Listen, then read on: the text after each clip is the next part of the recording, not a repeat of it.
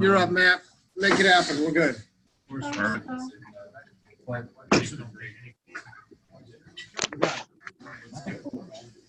All right, I think we're ready to get going here, guys. Thank you for making it out. Obviously, it's a bit more of a struggle tonight than most. Thank you to everybody online here for attending the fall seminar as well. Everything worked well, I think, there, and we're going to continue to look into possibly changing up the venue or dates for the next seminar. So I'll get your feedback later on that. But without further ado here, I will let Will take over the floor here because I'm sure we're going to have a lot of questions for him, and he's got some great content to go. So once Tom gets in here, we'll Now we can start. That's Tom. They did tell you all you had to come and listen about insurance tonight, right? Like you still showed up. So. It's not the most exciting subject, but we're going to have a little bit of fun because home inspectors do ridiculous things, and they also have ridiculous things happen to them all the time. So Matt introduced me a little bit, but my name is Will Colton. I'm kind of, this might sound weird to some of you, but I'm kind of the old dog at Inspector Pro Insurance. And I'll give you a little background story on that. But before I do that, I turned 40 this year. Congratulations. And the morning of my birthday, I showed up to work and my boss had bought me a drone. But he didn't just buy me a cheap drone, he bought me a Mavic 2 Pro. Right? And that thing sat in its box for like 3 days. I didn't even dare to open it. I'm like, what am I going to use this for? I'm never going to use this. Videos, that thing almost flies itself. Those of you that have one know that. But I finally got out of the box and I fell in love with it. But I couldn't really justify the expense of having the drone, being an insurance agent. But what I did love is that it helped me with my clientele, and my kids just love it. Yeah. This right here that you just watched is the backside of Mount Timpanogos, which is about 20 minutes from my office. So we're based out of American Fork, Utah. This is up American Fork. always hiring. Utah's a great place to live too, actually. So we're going to talk a little bit about the top 5 claims in the industry, as well as we're going to talk about 7 things to do when you get a customer complaint. That's what I look like in a suit. I don't ever wear one, just so you know, just for that picture. To give you a little background on Inspector Pro Insurance. So we're the nation's #1 provider of home inspector E&O and GL. We insure over 5,000 home inspectors nationwide, and was about 13 years ago. The boss handed me and another guy a policy. A policy they had designed for a group of individuals that were doing construction draw inspections. They formed a relationship with an association of these draw inspectors, and they wrote an insurance product. That association went bankrupt, and so the boss had this policy, and he said, we think we can add a couple things, and this will be great for home inspectors. So they went through 3 or 4 guys in the office. Oh, I don't want it. Oh, I don't want it. I don't want it. And then they brought it to one guy. His name's Ryan Osborne. He's no longer with us. And I was hired that week, and they said, we have a home inspector policy. Go get it. Somebody would have told me 13 years ago that 95% of my book of business was home inspectors. I would have been, no way. What do you mean? This is what I do every day? But it really is. I know far more about home inspection than I ever wanted to.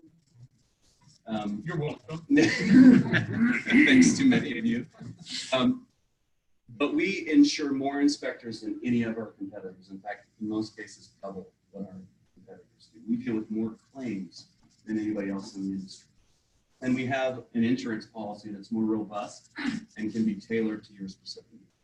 It's not the cheapest one on the market, but it's competitive. Most of the time, depending on what your coverages are and your revenue are, I'm going to save you some money, but I'm always going to improve your coverage and service and your claims.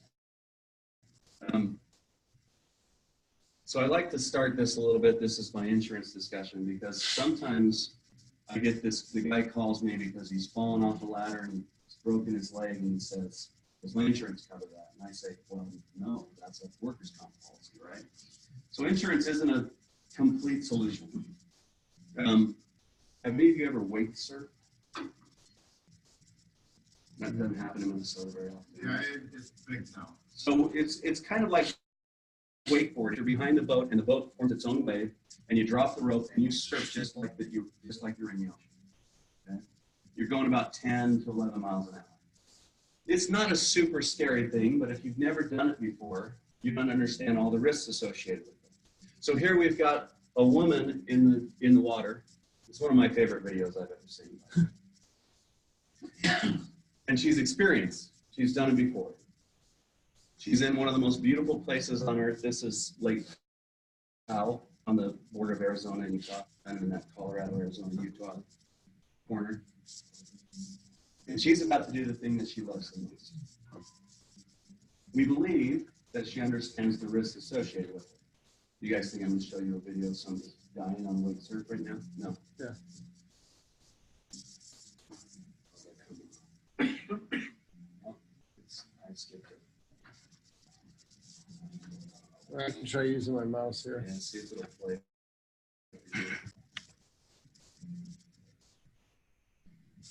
Better play. Wait. With the play button down at the bottom there. That's Highlight over it. advanced.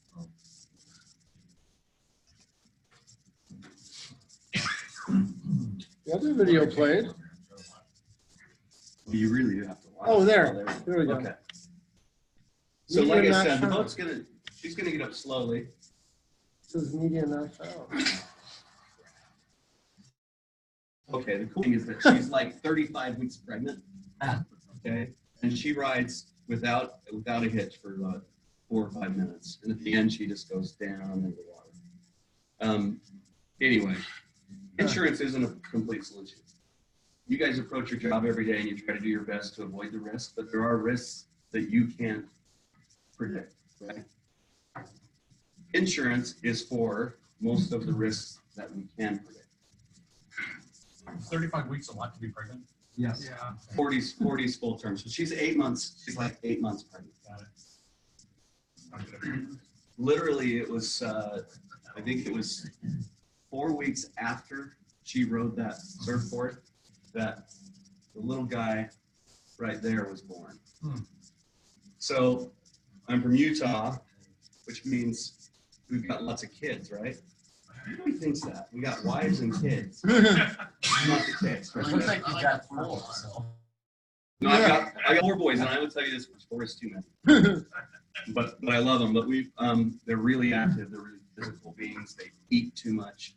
They play too much. But we really wear them out. This is my 10-year-old wake surfing. This video worked.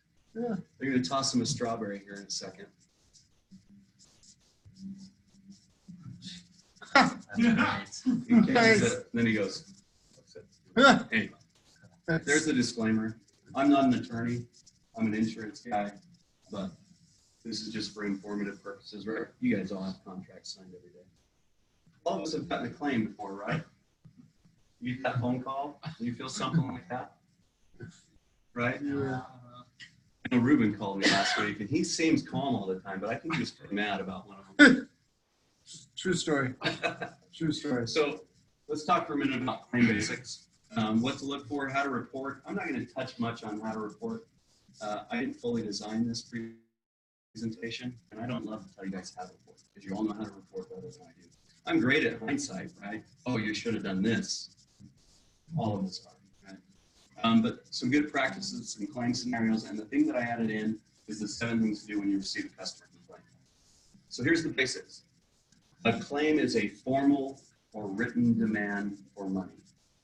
Period. Somebody sends you an email, you owe me $300. That technically could be considered a claim. It doesn't mean it's going to affect your insurance, but you have potential fine. Or any other alleged wrongful act. Okay? Yeah, we have 2 primary types of coverage in the home inspection industry. One is general liability. It's super easy to understand. It's damages to property or person. By person, I mean other person, while you're inspecting. Okay. The number one thing I hear every year is overflowed bathtubs and sinks. Start the bathtub, walk away, do the rest of your inspection. Don't do that, please. Those are big claims, 50 to 100 grand sometimes, just from a bathtub. Step to the drywall in the attic. Those are simple fixes. You guys do that yourselves most of the time. You said while you're inspecting, you mean something that happened while, not like it happened while they're inspected, but it doesn't show up for 3 months. You know, I guess. But that could be GL or let's say you interact with something at the house. Okay. Maybe somebody doesn't live there at the time, and you Right. cause damage 3 months later. They realize that it's caused an extensive amount of damage. Yeah, I guess that's kind of I guess I'm also, you're not talking about misses. You're talking about our acts caused this. Yeah, Okay. physical damage, Got it. right, to property or person. That's general liability. Misses are errors and omissions. Okay. Errors and omissions is more of a legal coverage. It's coverage for your report. It's coverage for frivolous lawsuits and even legitimate lawsuits against you, case for legal defense, as well as will pay for damages that are awarded in those lawsuits. It's a little bit understand, but 90% of the claims that we see come in are two reasons. One, most GL claims are small. Like when I mentioned step through the drywall, a couple $100, you call your drywall out, it's fixed, right? You don't file an insurance for that. E&O is a little bit harder because it's well, 80 to 85% of them are frivolous. Uh-oh. Sorry. You're fine. We're there. So I lost this. Here. People online have seen the presenter view. We fixed it. Okay. So 80% of the claims are completely meritless, right? They're things that are either in your report. Sometimes most of them are outside the scope of your home inspection. But once they file a lawsuit against you, guess what? You get to go to court. You likely have to be represented by an attorney who's made the laws and interprets the laws and gets paid to charge you hourly for his interpretation of the laws. Pre-inspection agreements. Sorry. Okay. To touch on this really briefly, when should they be signed? Should they be signed on every inspection? And before you start, and let me explain why it's before you start. In almost every state in the union, unless it's signed prior to the service being given, you don't have an enforceable contract. And any action after that, asking them to sign the contract, can be considered them signing under duress. So if you support until you sign, then when you go to court, the attorney says, well, we had to sign because we wouldn't have got the product we paid for if we didn't. Now we've signed under duress, your contract is null and void, and it's not upheld in court. So get it signed 100% of the time prior to starting. Can I throw a question at you? Oh, please. So if we have a client that says they don't want to sign it, I said, well, okay, you don't have to pay me. I'm going to walk away if you don't want to sign it. Yeah, you can make a choice right then. Again, if I go back Can to you my... repeat the question for people? So the question is, if you have a client that refuses to sign it, you want to know if you should walk away? Is that what you're saying? Should I just walk away? And not collect their money. If I did the inspection, I'm not going to give me any more other than the verbal error. I gave you stuff to this point, and then you walk away. You can. It's happened a couple of times. Mm-hmm. But you're saying you wouldn't even set foot into the Yeah, house. I wouldn't even start the inspection without my contract being signed. If I, as a business owner, decided that I still wanted to perform that inspection and collect my fee, guess what I'm doing? I've now decided to entirely self-insure. If you have an E&O insurance carrier on that, they will likely not provide you coverage without the properly executed agreement.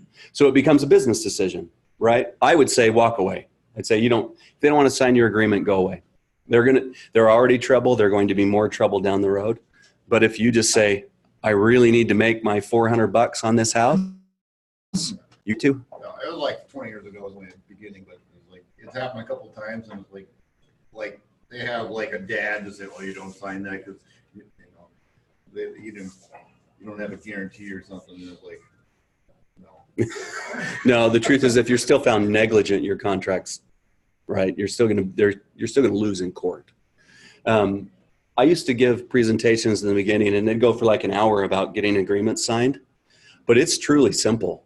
Like I've heard every excuse in the book, every excuse. They can't see, they can't hear, they're out of state is the most common, right? The buyer's not there. These people signed hundreds of pieces of paper in the real estate transaction, hundreds. And you're asking them to sign one. So you guys have closed on a house, most of you, right? You've got your mortgage, you've got your title, you've got everything. You've got even your realtor contract. So it's pretty simple. If you want coverage from your insurance carrier and you want your standards of practice to be held up in court, get your contract signed and get it signed correctly. And I don't think you're talking about people that just forget to sign it. You're talking about people that just will absolutely not sign an inspection agreement. At that point, there's just no way we can inspect the house. That's what I would tell you, right? And that's probably what Ruben would tell you, right? Yeah. Like that's company policy, whatever it might be. But it still becomes a business decision. As an insurance guy, I simply tell you, you don't have coverage. The policy will read, you may not have coverage, but I want you to think, I don't have a properly signed agreement. I don't have coverage. I don't have the insurance carrier's pockets to pay for defense if I miss something here. Doesn't always happen, but that's the number one reason coverage has declined in the E&O market. Improperly executed agreement. It's not the funnest subject, sorry. Okay, 7 things to do when you get a complaint. If you guys want any of these slides or this specific information, my card, if you don't have it yet, you can email me, I'll send it to you. I do want this presentation to be pretty open and interactive. Answering your questions is more important to me than me getting through my slides, right? There are some fun things in the slides, but your questions are more important, okay? Well, all right, I'll just jump in real quick. What we always do is we'll send, when we schedule a home inspection, say, thanks for scheduling, you need to sign the agreement, here it is. And then if they don't sign it, like, 24 hours before the inspection, we send another email saying, hey, look, you didn't sign this, please sign it, we need it signed, blah, blah, blah. If they still don't do it, would you still say that they'd be signing under duress if we make them sign it to get the report, but we don't make them sign it before we begin? Your contract will likely not be enforceable if you start. And almost every E&O policy reads before commencing prior to starting the inspection. Okay. Now, to interact with that, there's a little nuance to it, right? But I can tell you that claims people do a lot of discovery. So if they discover in speaking with your client that it was signed at the end of the inspection or before the report, now you're in the gray area, right? It's not black and white anymore. You may not have coverage. Sure. So I would say every one of your guys should have paper contracts with them at all times, should get it signed before they start. Realtors have limited power of attorney for their clients. So you want to verify with Minnesota state specifics, but it's likely that the realtor representing your buyer can sign the agreement on their behalf. Okay. I'm not specific on Minnesota, so don't hold me to that, but check into that. Okay. Get it signed. Sure. And to put a point on it, bringing the paper and saying, I cannot inspect this home until you sign this, is that duress?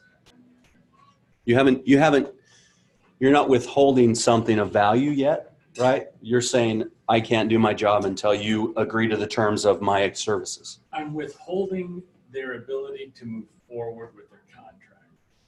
It may slow down their purchase Yeah, process. but that's still not duress. No, it's basically a normal action in your operation, right?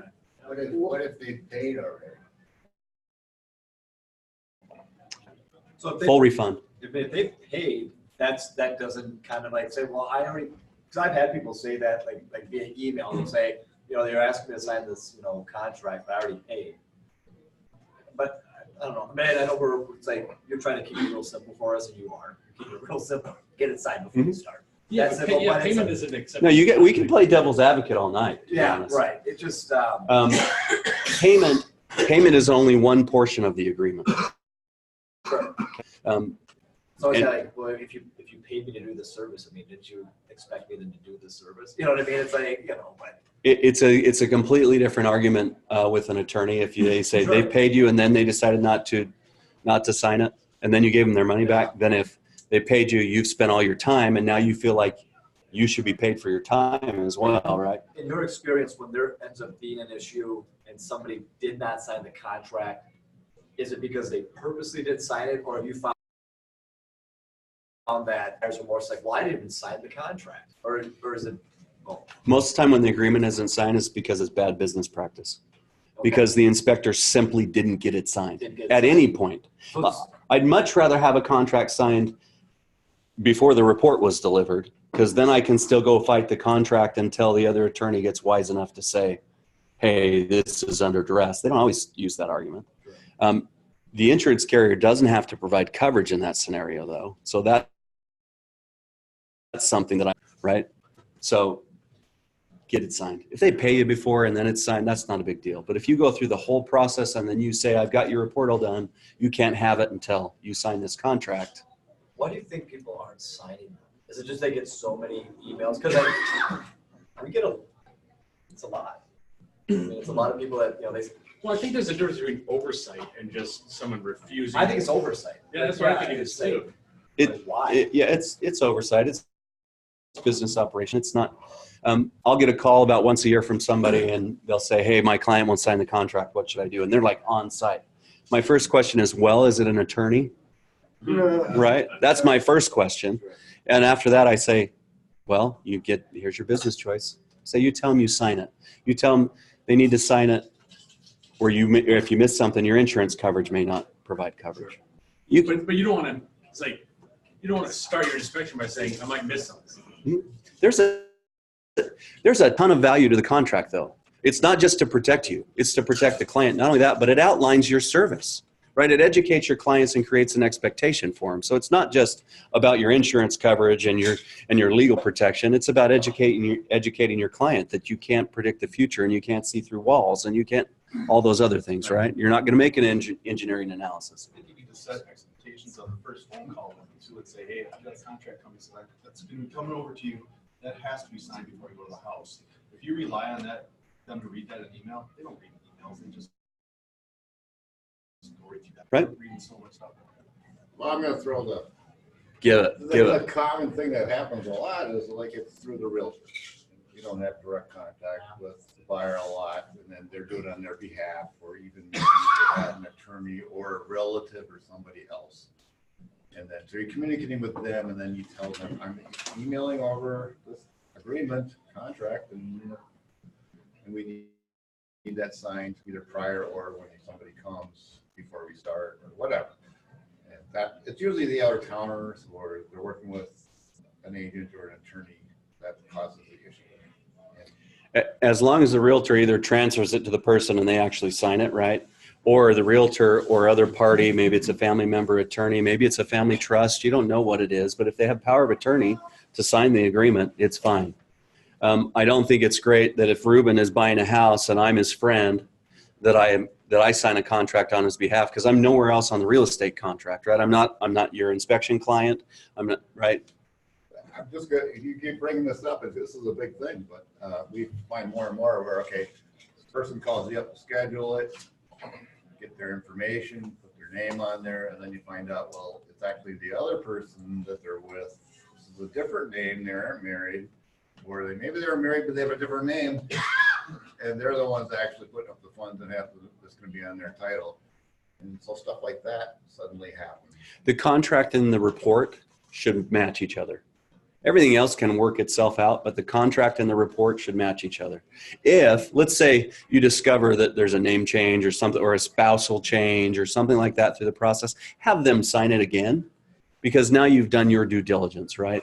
You've got a contract signed for the person you thought was the client prior to starting the inspection, and then you've done a full At inspection. least in the beginning, it always seems like the person that pays for it.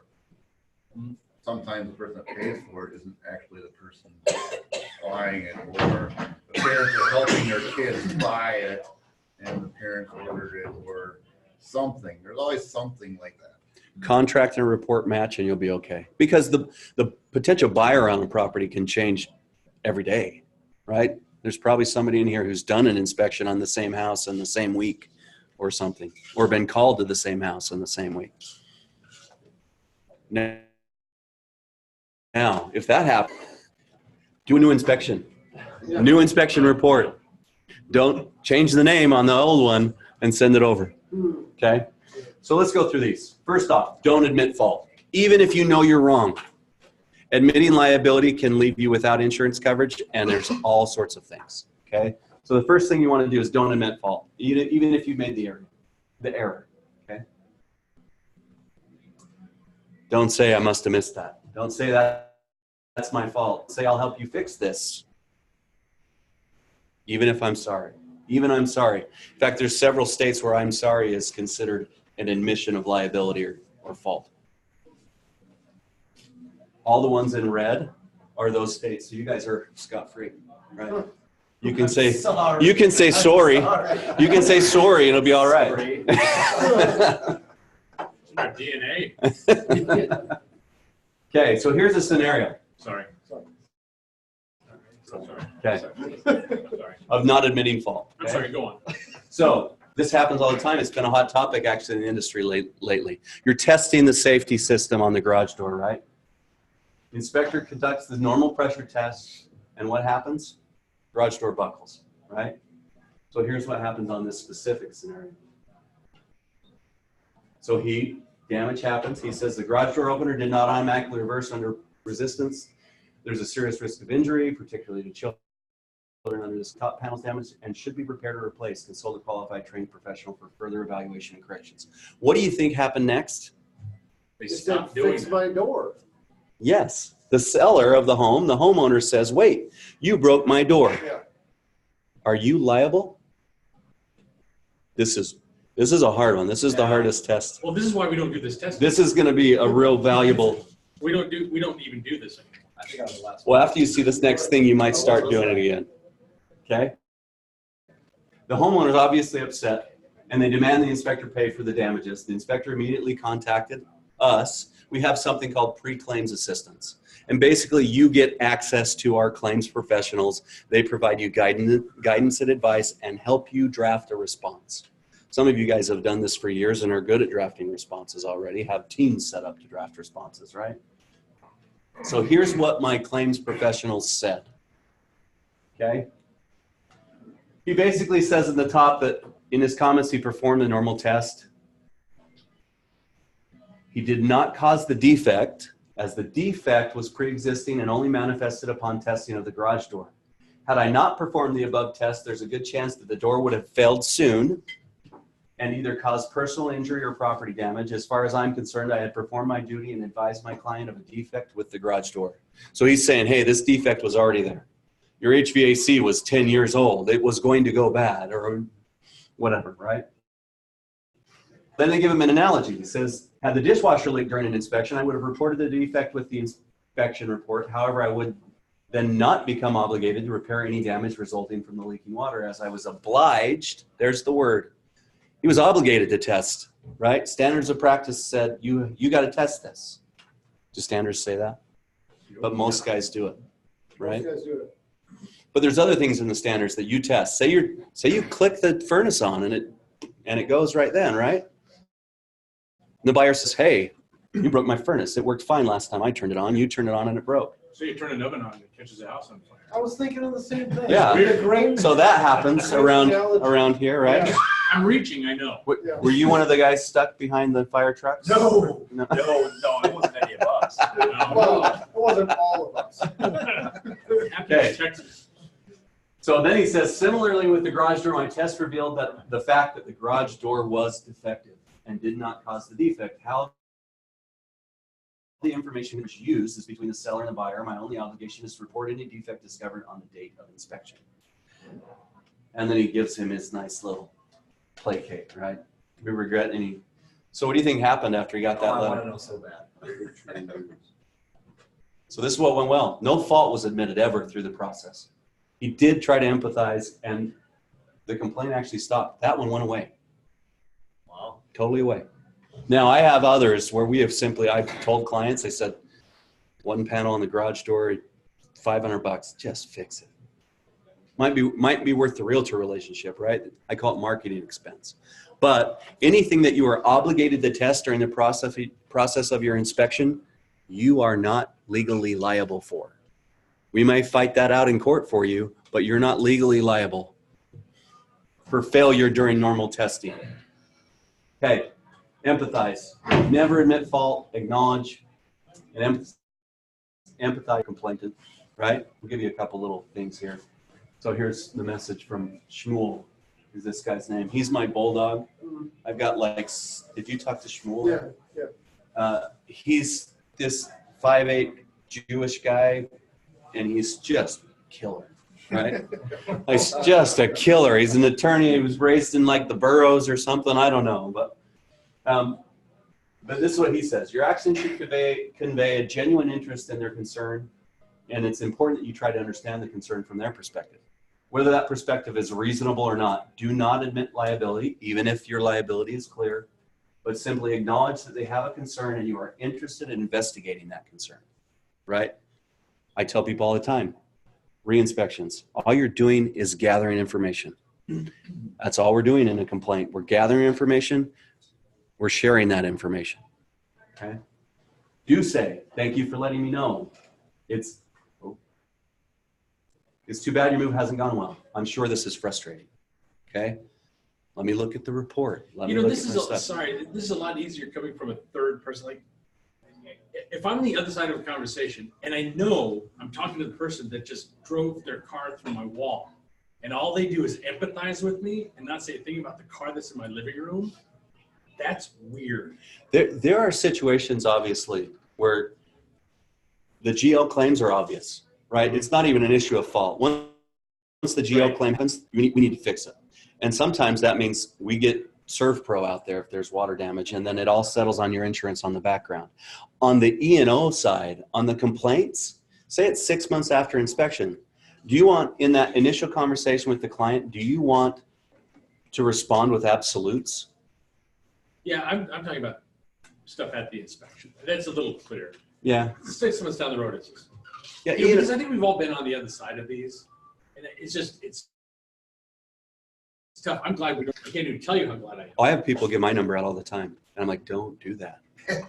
The minute they call me, it's an insurance claim. If they call you and then you and I talk, I can get you to pre-claims that may not ever even hit your insurance carrier. There's a nuance to it. So don't give my number out. Plus, I don't want to take those calls, but I hear them all. Okay, so like I said, you want to collect the information. That's all you're doing. You're gathering what they're saying. Sometimes if you ask them to put it in writing, it'll become a claim because they'll make a demand. But sometimes that's the best way for some of us to communicate. We can digest the information better if it's written. We can respond and edit our response before we send it, okay? So collect the information. There's some great advice. Where's the issue located? Do they believe it's your fault? Sometimes they're just calling to complain. Here's some great wife advice, right? Are any of you guys fixers? The wife complains and you think all of a sudden you got to fix it? I had a friend give me this little tidbit of knowledge. Honey, would you like me to listen or fix it? So most of the time they just want you to listen, right? I had a client in California who did an inspection on a house, and in California right now they have a legislation that requires them to check for they have to have at least 2 of the 7 safety items for the swim pool. So the inspectors I've talked to in California, I was out there for a meeting about a month ago, and there was 50 inspectors in the room, and not one of them had found a house that met the safety requirements in the last year since it passed. Every single house failed. So this client of mine took a call from a buyer who he had built a lot of rapport with, and this buyer's 3-year-old son had gotten out the back door and drowned in the pool. And the client wasn't calling the inspector to blame the inspector or to put the fault on the inspector, but what he was doing was there anything could have done better? And he pulls up the report and he said, you didn't have any of it. I told you your net around the outside was incorrect. I told you your alarm on the doors, the kid had got out a sliding glass door that had just been barely left open, 3 years old. But that one, we showed a lot of empathy in, right? But because it's a tragedy, but it wasn't the inspector's fault that the child got out the back door and drowned. Boy, that got somber. You're a bummer, man. Yeah. Told you, insurance. Okay. Document the locations and conditions and note any obstructions or conditions which may have precluded or impacted the original inspection, right? We see it all the time. Items in the garage, items in the attic, bedrooms full of storage. Be sure to report those things. Try to build a timeline of the events. It's helpful to know the sequence of events which led to the discovery of the issues. Was there destructive testing? Was that item moved? I can tell you claims where water floors weren't visible at inspection because a plant was over the top of them, and then the person moves out, and what happens? You missed this spot on my floor. Well, no, I didn't. It was covered by the couch. And the realtor had strategically staged the home and put the plant there. They knew it was there. It was concealed, right? And obviously what triggered there. Are you saying that that's good to have in the report? No, this is Because through. we document a lot of photos. We actually take 360 photos. So is that adequate just to have them on? I think it's Okay. well, I've got a ton of stories. Most of this section is about what to do when you get a complaint. The next section we'll go over specific claims and reporting issues. I'm trying to rush through it. But I have a client in Florida. There was a secondary building, a boathouse or pool house or something. It was like on the lake. And after he left, what we believe happened is that the homeowner, because he has a thermal image at the very end of the inspection in that boathouse with no evidence of leaking, right? And he said it was the last thing he'd done. So now all of his inspectors carry either a body cam or they do a 360 camera at the end of every inspection. It already got him out of one claim where there was a vase damaged in the garage, and he showed the lady like time stamped, this is the last thing I did. That vase was right there. Somebody moved it after we left and broke it. But people commit insurance fraud all the time.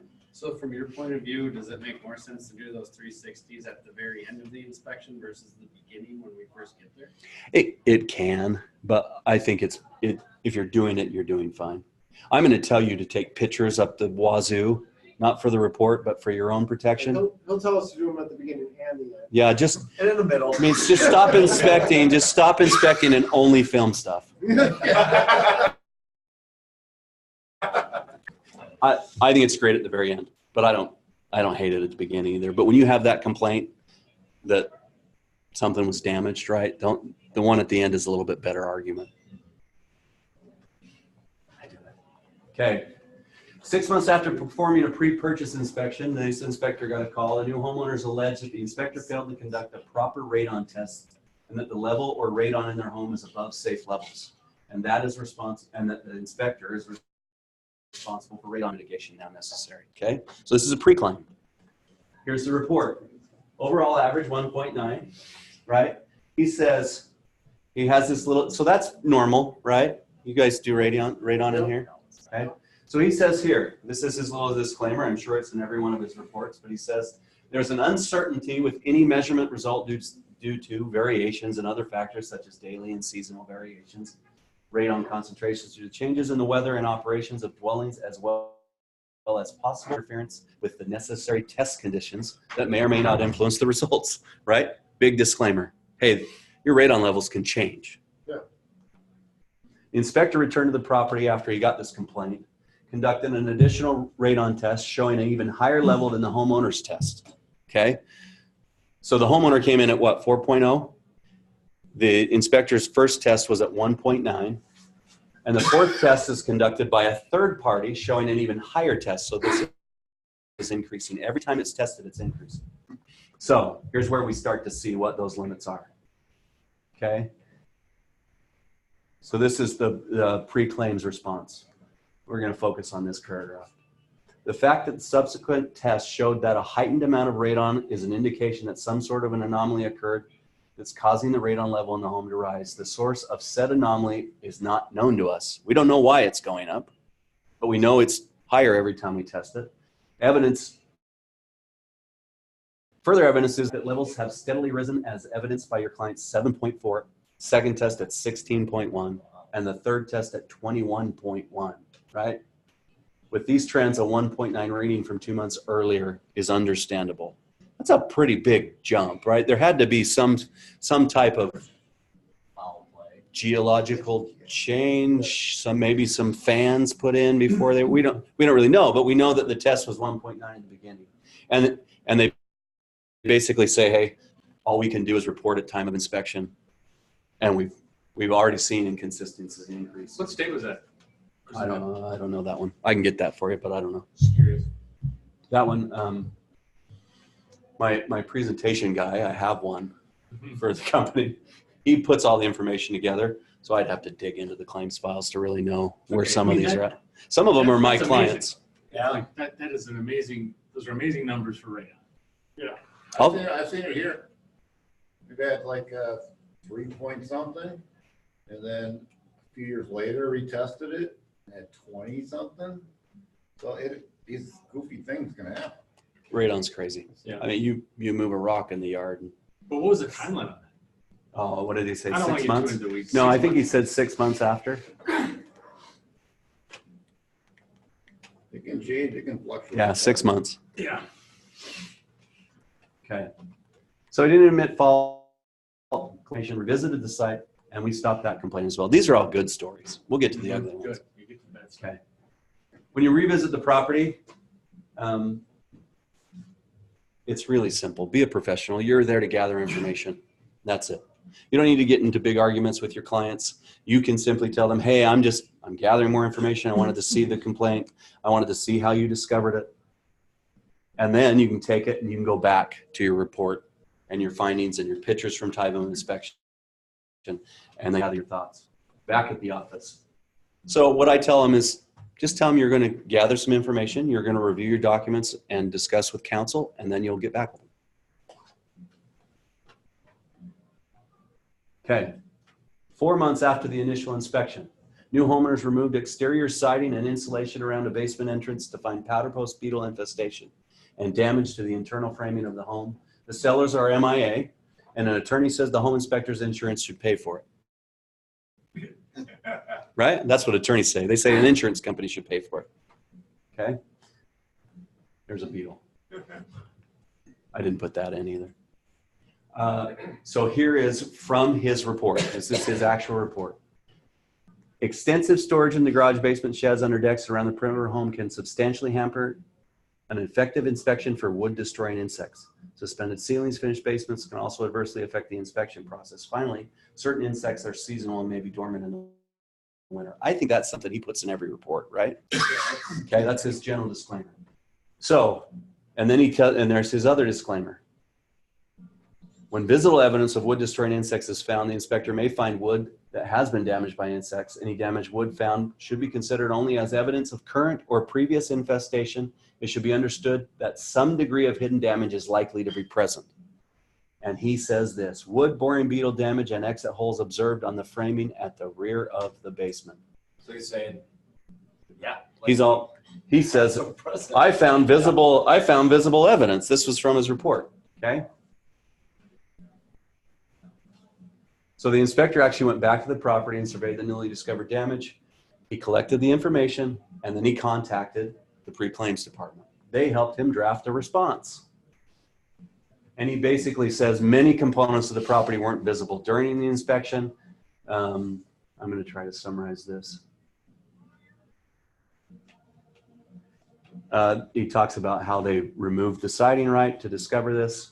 And then he says, as I tried to explain to you on November 20th, 2017, when I returned to the property, the damage was covered with insulation and siding at the time of inspection and was not visible. And I could not have identified the damage without invasive and destructive testing, and therefore outside the scope of the inspection. In the inspection report, it does not state there was visible beetle damage found in the basement entrance, and there is a possibility of concealed hidden damage. I've also attached some pictures of the property as well. So this one is another one that went well. Okay, by additional time, we're going to get to the real claim scenarios. We're going to do any more of these. Can we go back to the, so you helped him with this, draft that note. Yeah, But he actually wrote it. No, so here's what happens. In most cases with our pre-claims assistance, my attorney, my claim adjuster attorney writes a response for you. You slap it on your letterhead and you send it. The reason it comes from you rather than the insurance carrier is that if it's an official response from the insurance carrier, now it's like it's a real claim. Mm-hmm. It's a legal recorded And just to be interaction. nitpicky, would an attorney say, as I tried to explain to you on November 20th? Well, the good thing is it's just an inspector explaining it. Yeah, okay. Because the inspector's signing it, like you would sign it. Right. okay? Buy additional time, right? You can always just say, I've got a review, okay? We can't, people want everything, they want their problems fixed now and they want to just keep yelling at you, right? So buy some time. You're gonna gather your information. Investigate internally, right? Look at your report, look at your notes from the day, look at your pictures, and then contact your agent. If you don't have pre-claims assistance, call me and we'll move you over. We're gonna jump through that.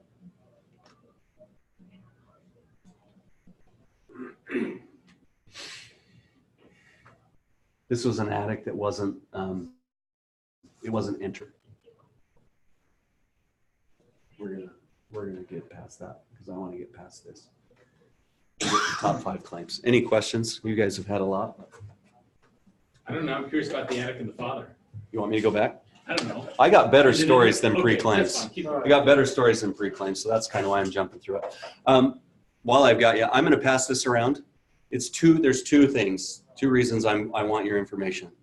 One is I want you all to get our newsletter. If you don't already get it, it's awesome.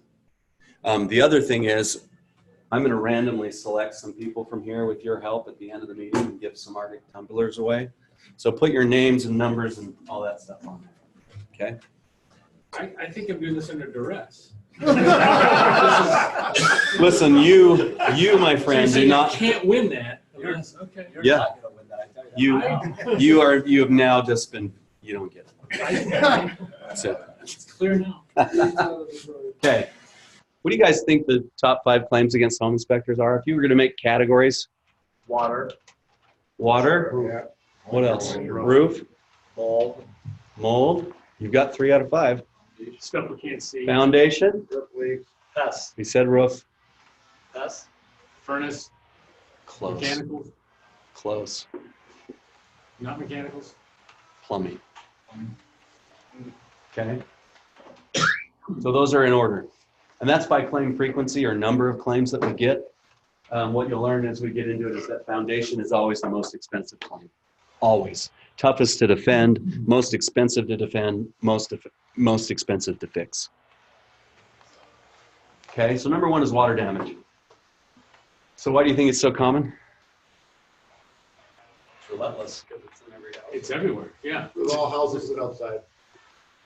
All houses and outside. Fire is less damaging than water. If you look at nature, water is ridiculously destructive. Okay? So why do you think we miss it? See pretty girl pictures in the wall. Conditions change.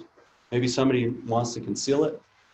Maybe they know their toilet leaks regularly, but they've just flushed it enough that it doesn't for the day of the inspection. Who knows, right? But they don't. No sellers want you to know all the defects of their home.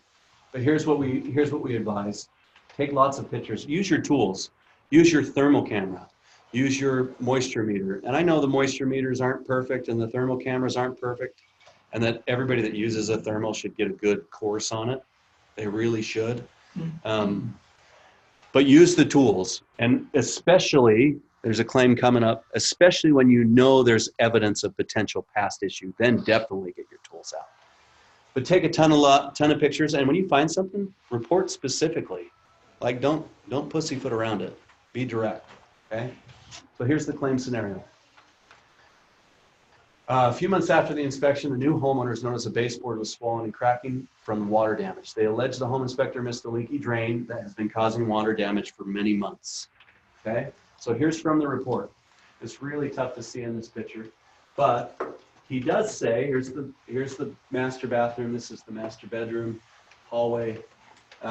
The wall adjacent to the master bath has visible bulge, which should be explained and monitored. Is that strong enough? No.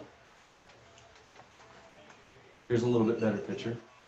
This is important because in a minute you're going to see what happened. But right here, it's kind of tough to see in this picture, but there is a visible bulge on the wall adjacent to the shower, right?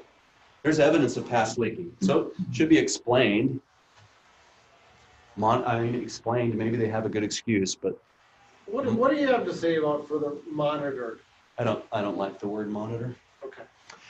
The word monitor cost us $1.1 million claim in Missouri because the inspector failed to report wood rot and improper fastening of a ledger board on a deck, and a 2-story deck collapsed with 8 people on it, like a month after the inspection, because he looked at a deck and he said that should be monitored. That was his, I mean, he straight missed the wood rot. The fasteners he didn't fully miss because when they were installed, or when the deck was installed, it was up to code, but it was basically nails putting the ledger board into the house on a 2-story deck, right? So little wood rot, you're gone, okay? So back to this. That's important right here, and I'll show you why. So this is when he goes back to the inspection, right? He says, a visible moisture problem in the hall that was caused by a leak in the master bath shower.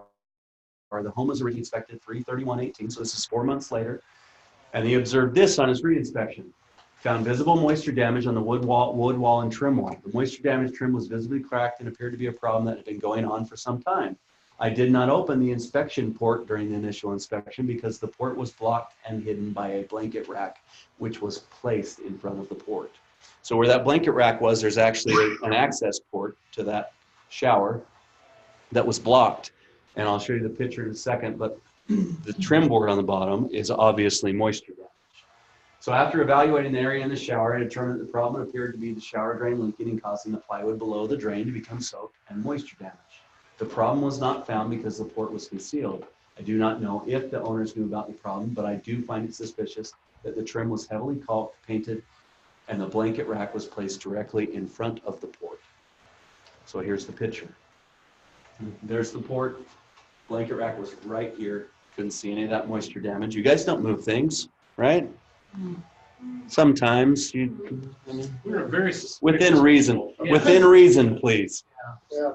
I don't mind if you slide a little something out of the way, but you're Don't gonna. scratch the floor. That's that's good. So from your perspective, we shouldn't be moving objects.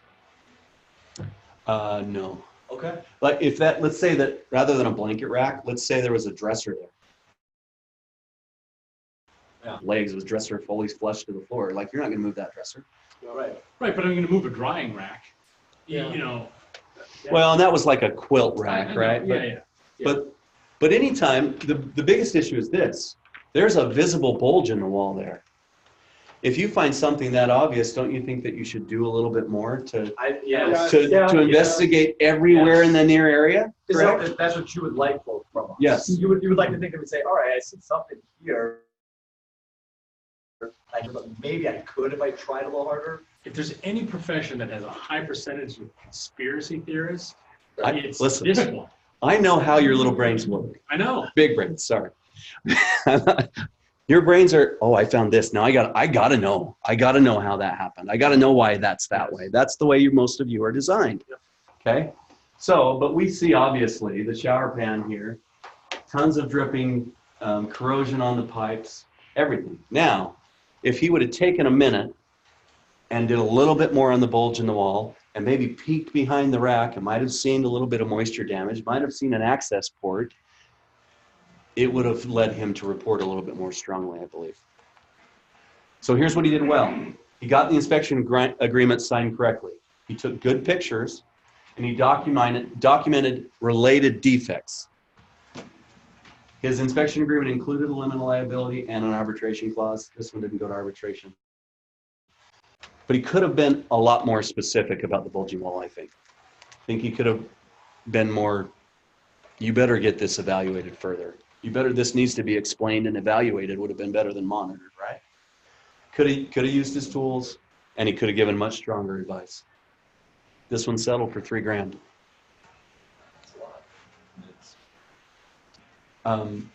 But look at the legal defense. Anytime we go to court, guess what? It's about that minimum. Anytime lawyers are the only ones that always win. I hate them. I'm gonna make a note in my notepad. Yeah, Law degree. do this. Will Colton hates attorneys and ... realtors. Those two. That's I don't like realtors. Very And I didn't like them before I insured home inspectors. Okay, so take pictures of everything you see.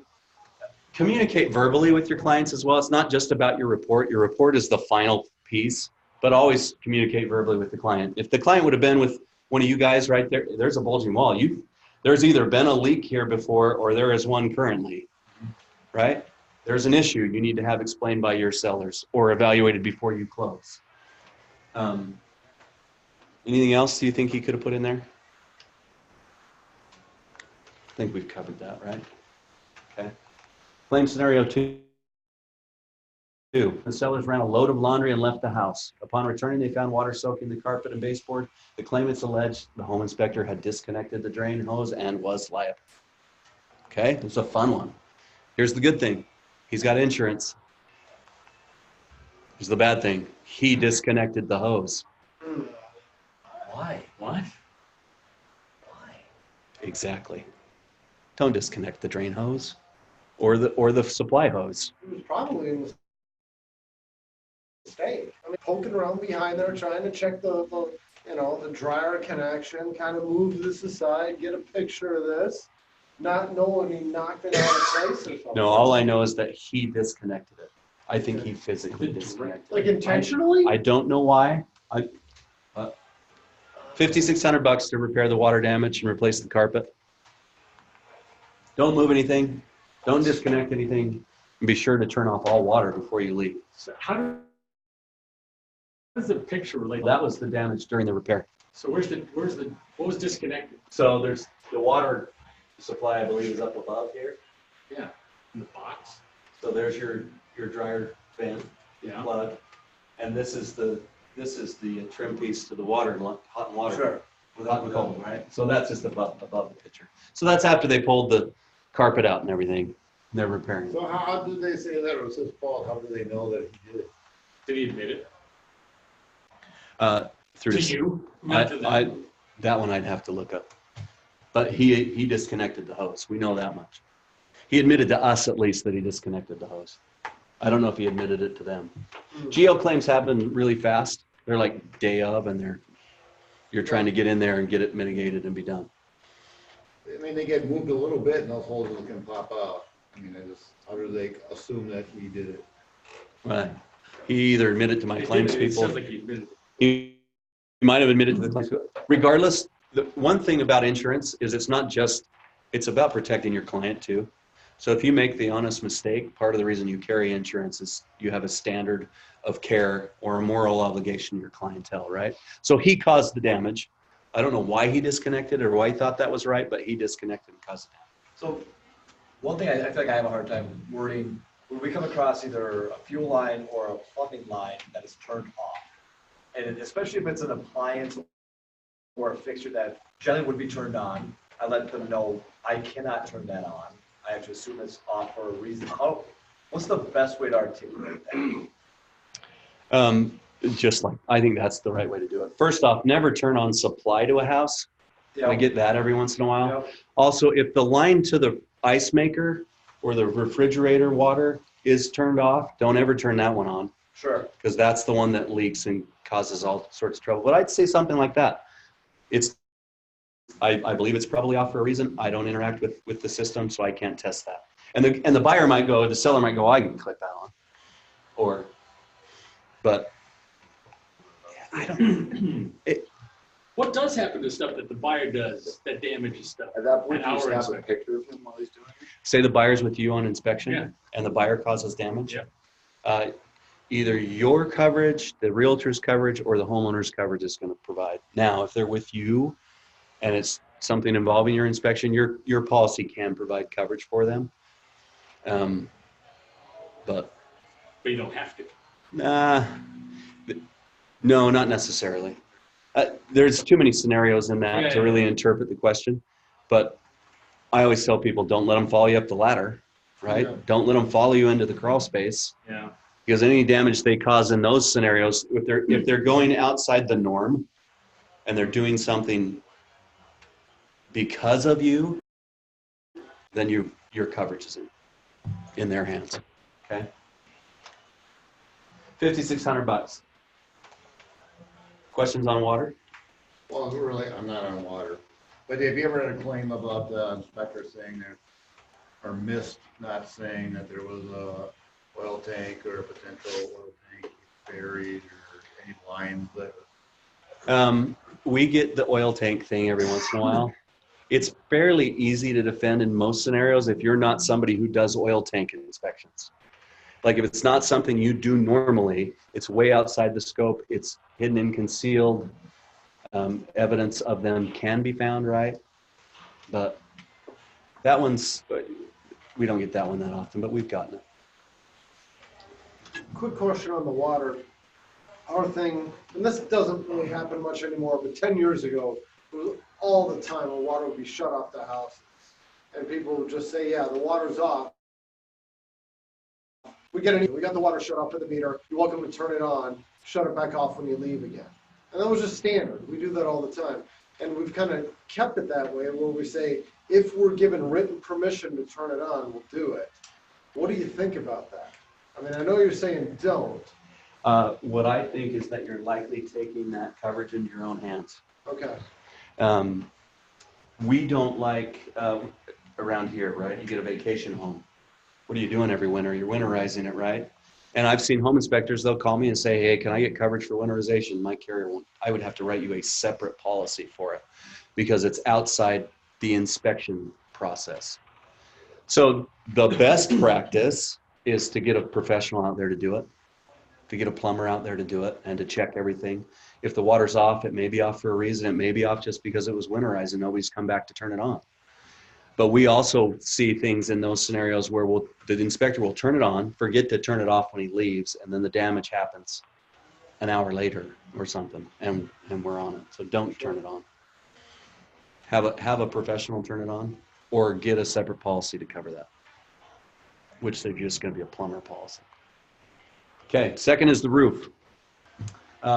We get a lot of roof leaks claims. It's my favorite slide. So why is it so common? Right? The roof's the hair of the house. It recedes. It deteriorates with time. I mean, look at me. Before I was 40, I had a beautiful head of hair. Why does it get missed? This is just one reason. Why do we miss roof? Did you guys did you do any inspections today on a roof? Not on the roof. Right? A little slippery. So you got to disclaim that like crazy, right? Yeah. That you didn't walk the roof, but you didn't find evidence in the attic, or you still do the interior part of that roof inspection. But there's a lot of reasons. People hire non-permitted roof contractors more than any other profession for some reason, I think. You don't need to know what to look for. Flashing, sealants, attic, toe boards. Take lots of pictures, use your tools. Note the weather, especially around here, okay? Walk the roof when safe to do so. I know that's not standards of practice. I get people all the time. When it's safe to walk the roof, you can do so much more with your feet and your eyes when you're on the roof than you can from the ladder or with your drone, right? If it's a roof you can't reach, I'm fine with the drone, but the drone can't do what your body can do, right? I'd fall off it. Yes, yes. I mentioned that they bought me a drone. This is Lake Powell. This is my family right here. Right on the beach. It's impossible to film poorly with that thing. Yeah, yeah. This is like the first or second real flight I took with it. Really? So, yeah, you can get a lot better. Lake Powell's about 250 square miles of lake. It's just west and north of the Grand Canyon. So it's basically the Grand Canyon filled with water. And it just goes on, like if you were at the north part of the lake here, and it's just channels like this in a lot of the lake. So as you weave down, it's just water in and out, all around, all that stuff. It's a pretty unbelievable place. If you want a tour guide, I am available for hire. I don't cost anything. I just go. Your number. Okay. Again, take lots of pictures. That's my 4-year-old. Sorry, I just like to brag about my children. I have a neighbor who's a professional photographer, like photographs for Forbes. He's got all these famous athlete and celebrity relationships. And he told me for like 3 years that he had to film my 4-year-old. And I'm like, what do you mean? Pretty expressive. He's really expressive. So he finally puts him in front of the camera and he said to me, he said, I didn't tell him anything. Really? I didn't say a word. Put the camera in front of him and he started. And he said, I got like 150 unique shots. I've had professional models that can't do that. Like, he's just kind of, he's a character. But I believe that he took every picture possible. So that's kind of the point of that. Okay. Localize, that's the kind of things I heard you guys talking about. Describe, right? Describe the problem when you find it, right? Advise, put a timeline on that advice, right? This should be evaluated prior to closing on the home. And if you have something very severe, most of you have a report and then a summary report, and maybe you might direct them just to the summary report. But if it's a serious issue, go as far to make sure it's communicated, right?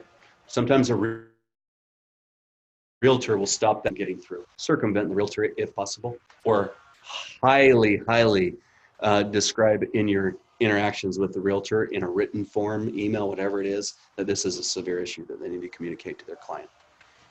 Because then if they don't pass on the information, guess who's in trouble? Okay.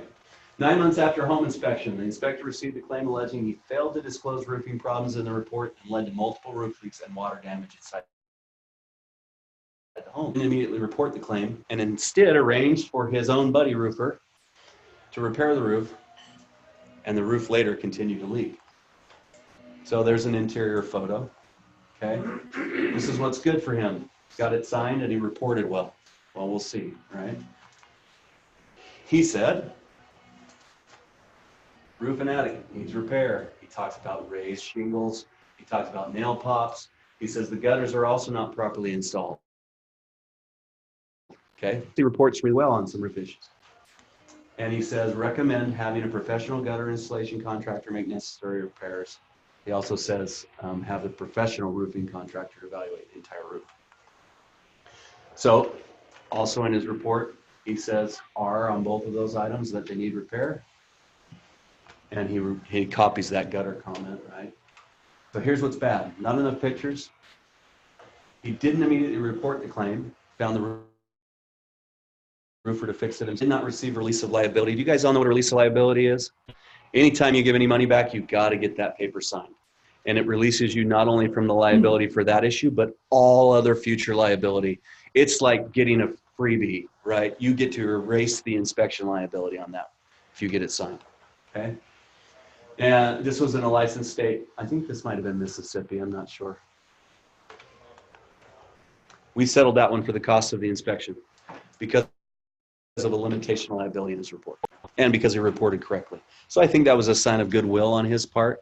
He probably could have fought pretty hard and not had to pay anything, but sometimes it's worth it. Should he not have sent someone out to repair it?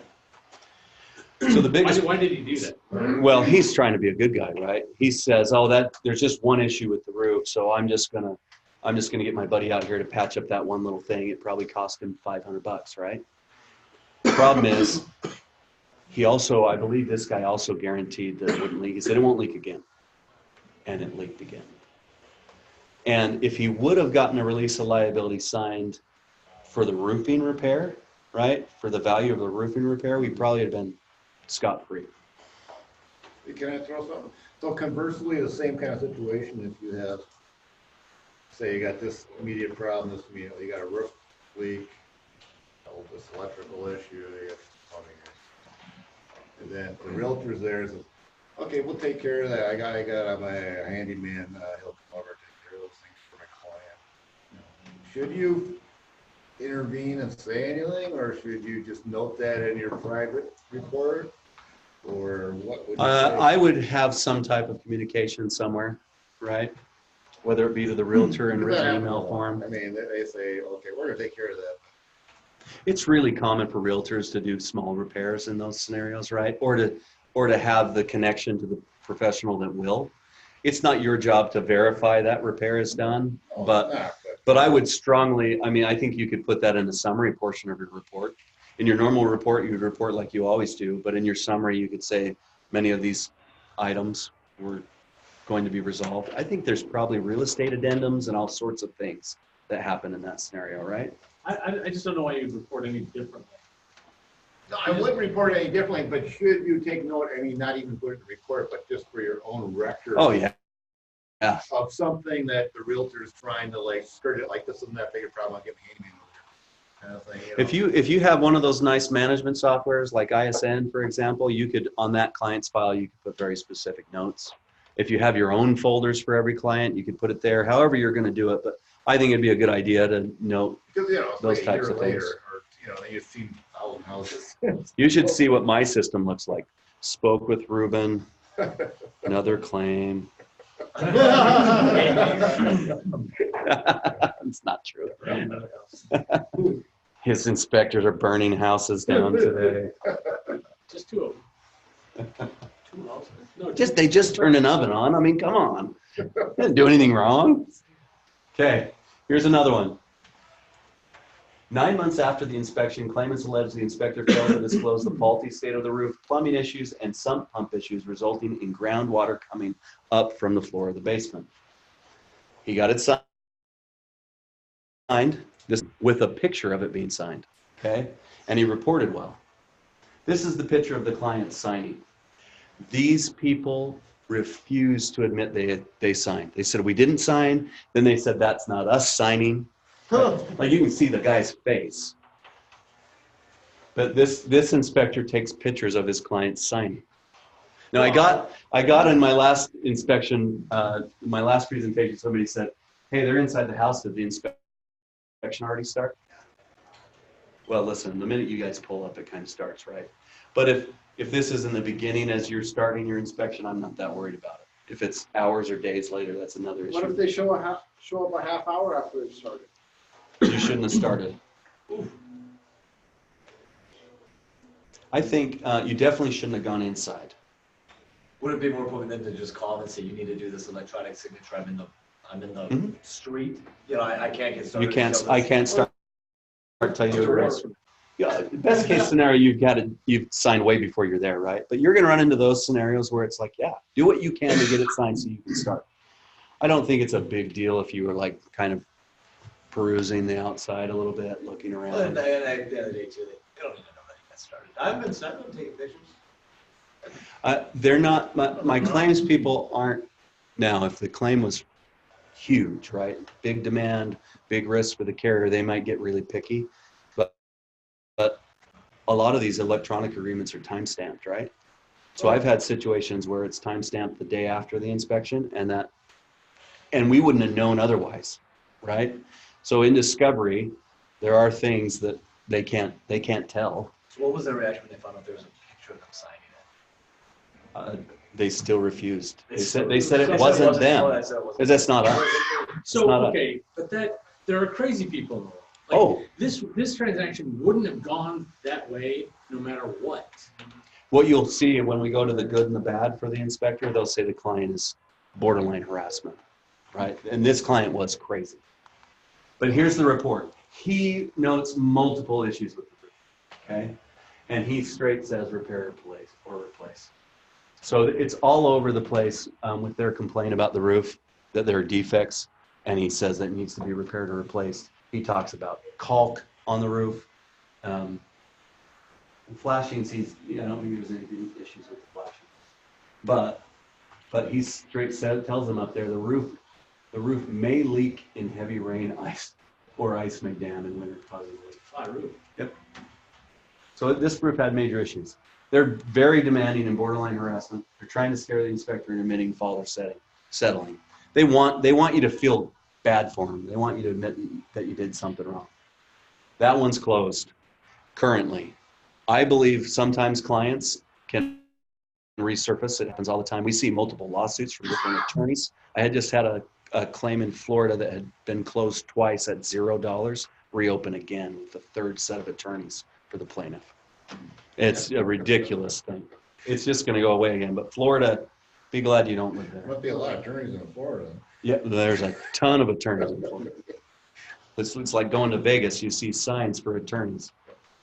Well, in Vegas, you get other signs too. But keep your emotions in check and don't bend to harassment. Stick to your agreement and report. So always go back to your report. Anything on roof? You guys are just thrilled. This insurance is exciting. It's good. Good. We're just all glad that this happened to other people. Yeah. And we're not, unless we recognize a building. How much time you want me to leave you at the end, Ruben? Whatever. You want me to go clear to 8:30? Well, I think we got the slides. We'll be close anyway. Okay, 3 foundation. It's the third most common issue against home inspectors, but like I said in the beginning, it's the most expensive one. So we could say that foundation is our #1 claim because it has the most money accrued on it. And I have a competitor that just released an article that said that foundation was their #1. Their third was EIFS stucco, and I was like, what? Yeah. EIFS is your third most we get EIFS claims, don't get me wrong. This competitor is probably maybe a quarter of our size, so it's they're and then I can imagine by expense why that would be so big. yeah. Regional too. Yeah, this insurer probably insures a little bit more in the south. But anyway, okay. So foundation is really common for a couple of reasons. One, there's a million factors that come into it, whether it be vegetation, whether it be plumbing leaks, poor compaction, poor construction, poor drainage, lots of drainage issues, by the way. But why does it get missed? Can't see it. Can't see it. I'll tell you what else. It's the majority of the claims that we see come in for foundation, there is some level of concealment, whether it be storage in the basement, whether it be faulty repairs, whether it be specifically placed things on the exterior of the home, right? There is always an attempt at concealment for some reason. People get scared of cracks. You guys know what to look for, don't you? If you don't, I'm not the guy to tell you. Take a lot of pictures. Here's the first scenario. 2 years. Okay. They alleged the inspector failed to warn of foundation problems that led to damage. $15,000 was their demand. Agreement was signed. And it's also good he's got our claims team. Bad. Hardly any pictures on this inspection. And he didn't mention foundation shims. Watch this. Okay? So here's the exterior view of the foundation. Looks like nothing, right? Almost like he didn't interact with that section of his report.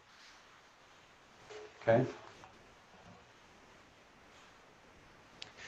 He had a picture in his report that showed this area. It's a kind of an odd house, but the front door is offset, looks almost like a garage side door. And right off of it are these specific foundation shims. Totally visible at time of inspection. He mentions nothing in the report of the foundation shims or of this settling crack, right? Now you guys see settlement cracks all the time. Is that one? Looks like it's offsetting a little bit. Right? It's a little bit of. So whose pictures are those? Those are from I don't know if it was the adjuster or the homeowner that sent those, but that was during the process of the claim that they were sent. These are inspector photos. These are not inspector photos. I had one, but I think I took it out on accident. Okay. So here's what's awesome about our claims everything, not just your inspection report. They were able to drag out a pest report from a separate company that said this. The foundation is cracked in multiple areas from an undetermined cause. Shims have been put in place on the north side of the foundation to correct possible issues from settling. And he says that you can see the shims were clearly noted in the pest inspection report. Prior to your purchase of the property, the seller should have disclosed this condition if you were not provided with a copy of the pest report. So the inspector missed.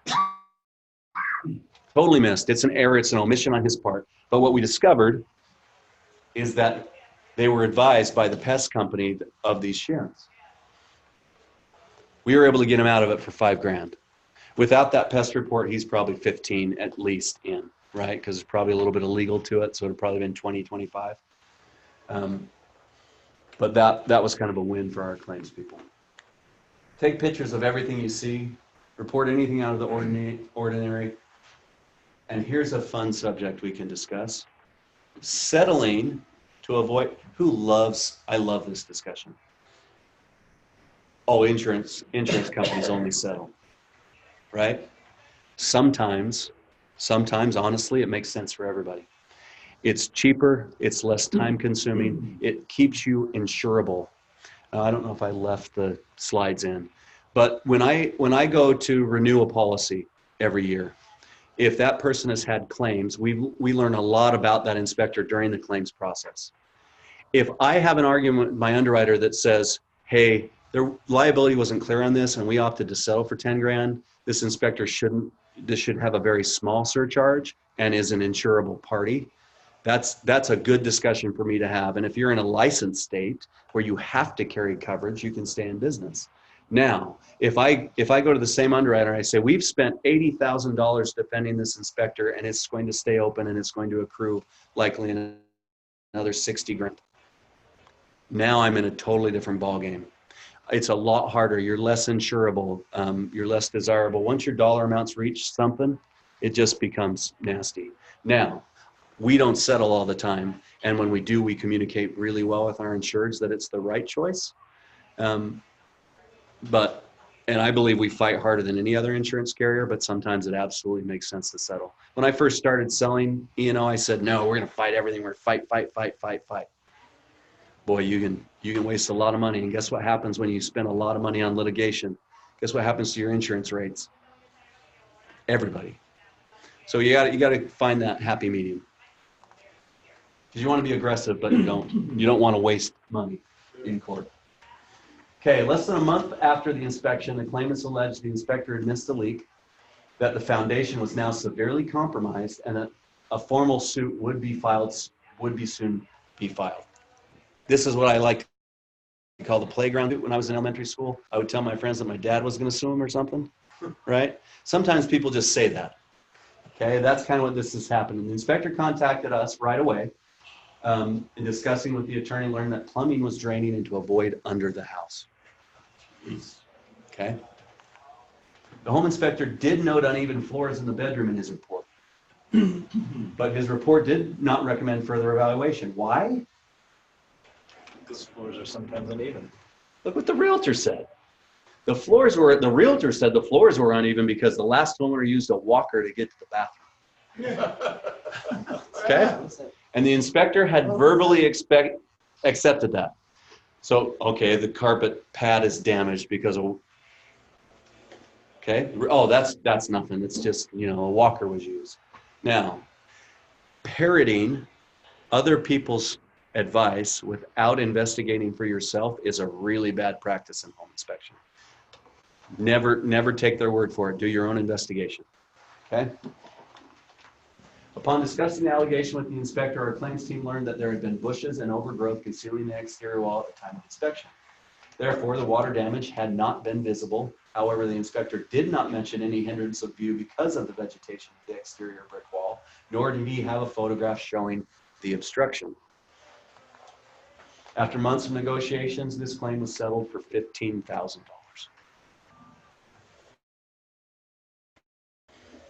If he would have had a picture of the vegetation, I think we would have had a little bit stronger case, but I don't know if we could have got out of this one. Because he had evidence at time of inspection of foundational issues, and he didn't do anything else to investigate.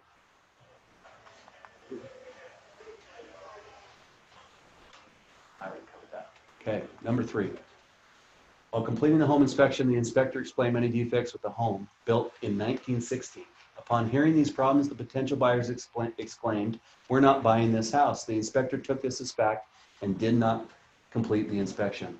Later, the home was purchased by these people who said they weren't purchasing it, and a report was requested. So let me paint you this picture. We're in Montana. We're in Billings, Montana. Montana is a tort law state, which means you can sue for 3 times your damages. He goes into a 1916 home, which there's lots of those in Billings, if any of you have been there. And he finds issues. He finds foundation issues. And mid-inspection, the buyer says, "I'm out, we're not buying. You don't have to." And he's like, "Okay, I'm out." So he leaves and he does nothing until months later, when the home was purchased, the buyer then requests a report. Now, this is an inspection where the report wasn't complete. He had started it. He had a mobile app, right? He's on site. Guess what he did? He sent the incomplete report. Quick question. Later, the home was purchased by the original, By these people who said they weren't going to get it. not by someone else. Nope. By his client. His client that paid him a reduced fee, and I believe they signed his agreement. But he put in his report, this is not complete, and I ended early. Don't rely on this because it's after the inspection. No, he was in a hurry. So he said, oh, that client asked for a report, didn't in his brain realize it was this house, sent the partial report to the client. Okay.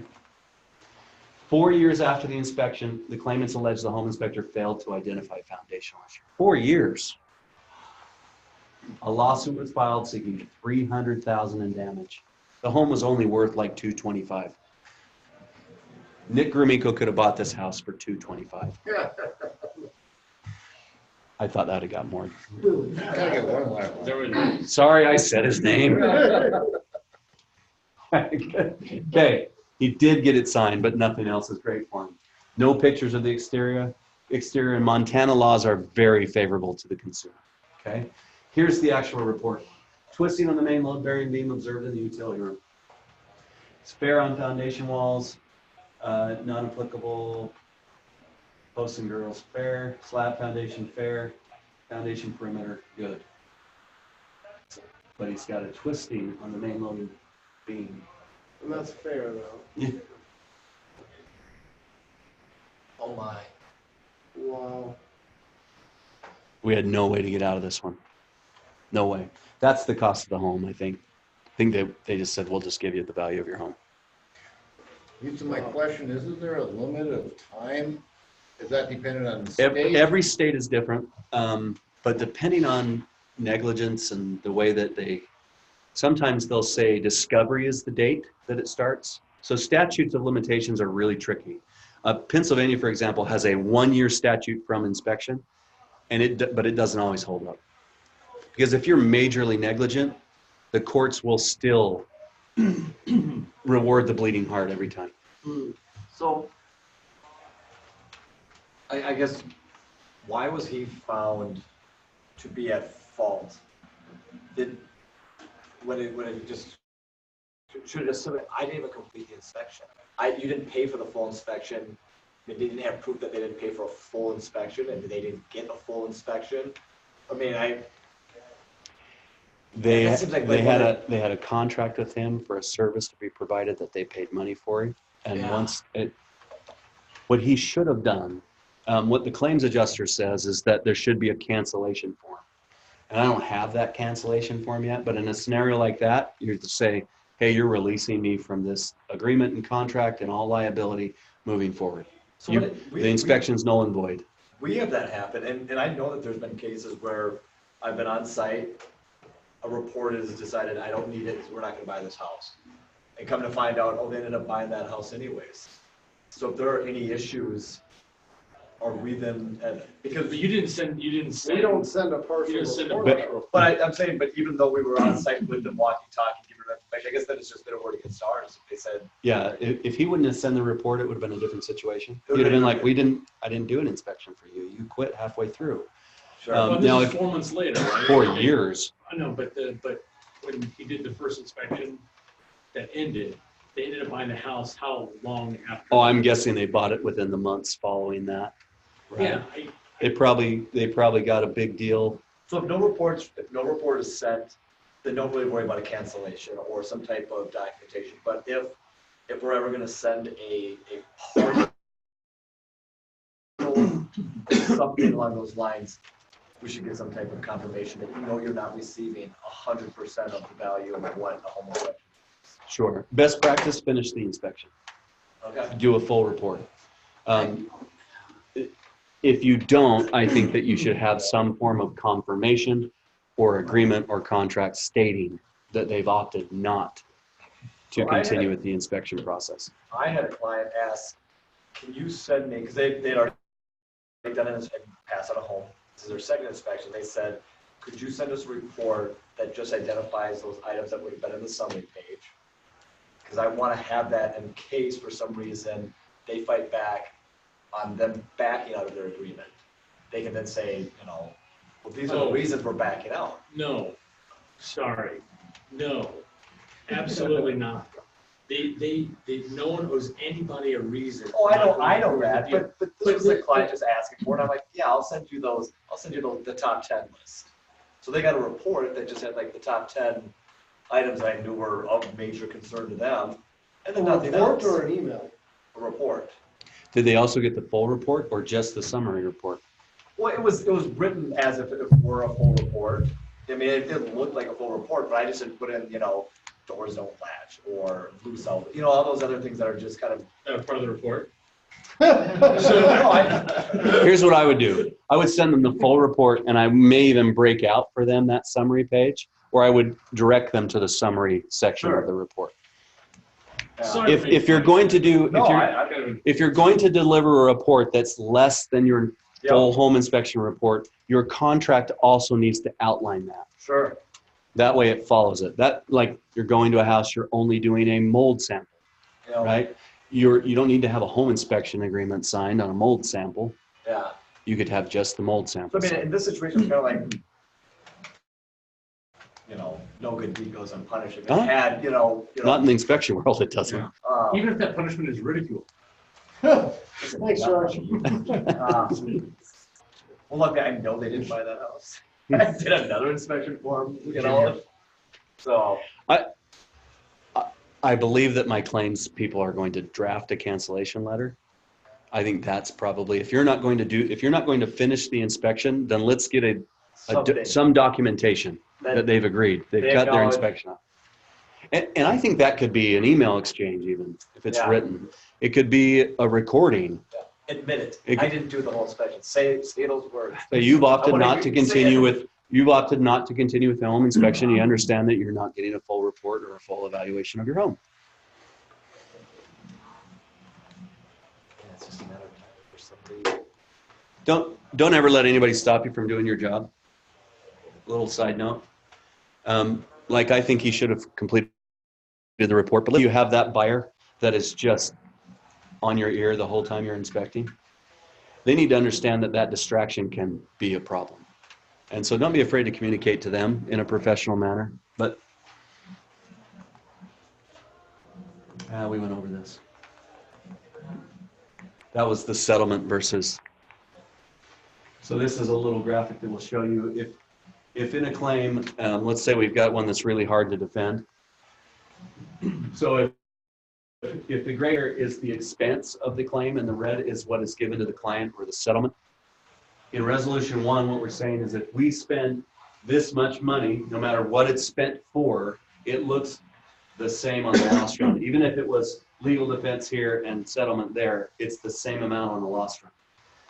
In resolution 2, if we can spend just a little bit on the front end and save you this loss run, that dollar amount, say it's 10,000 instead of 100,000, is a totally different ballgame for surability and your insurance rate. Okay, number 4 is mold. The fourth most common, but mold claims are interesting because everybody is dying if there's mold in their home, right? They can't breathe anymore. Their skin is bad.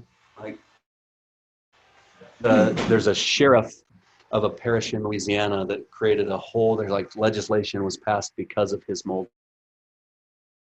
claim and his. It's common because water is everywhere. What you'll notice already is that water is a part of basically every one of these, right? Water is just a killer in the insurance world. And why does it get missed? It grows fast. It's hard to see. It's behind walls. People like to paint over it and not remediate it correctly. They love to conceal it. They love to say, oh, that's not an issue. So what do we look for? We look for fresh paint in the basement every time. Okay. So 2 months after this inspection, the claimant alleges the home inspector should have reported visible mold despite the inspector not inspecting for mold. Damages were in the tens of thousands for repairs, medical bills, and rental costs.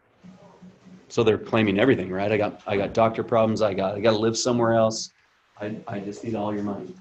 Here's what's bad. It doesn't have very many pictures. The health concerns are not a wonderful thing. Erin Brockovich is everybody, even though her case was a good one. Sorry to criticize her. Inspector doesn't carry mold coverage. So what's the scary thing about that? If he doesn't carry mold coverage, his insurance carrier doesn't have to defend him. It's a major hole because if we have so many mold claims, so the advice is this. In most cases with mold, there's something related that caused the mold that the insurance carrier can't get out of it, whether it be grading, whether it be plumbing, but if you want absolute coverage for mold-related claims, you need to add a mold endorsement to your insurance policy. And most insurance carriers require that you've taken some type of mold course for that coverage to apply. So add mold coverage, take the course, okay? So this was it was like a bar area.